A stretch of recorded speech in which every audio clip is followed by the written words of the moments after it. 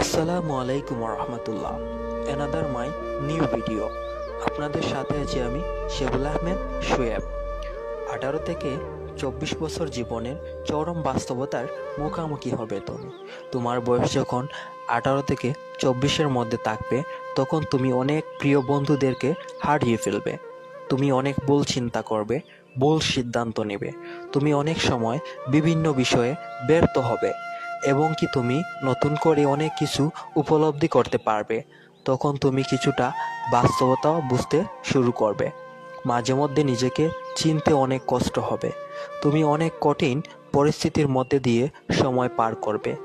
হতাশা, একাকিত্ব, বিষণ্ণতা, প্রিয়জনদের দেওয়া কষ্ট তোমাকে ছাড়তেই চাইবে না।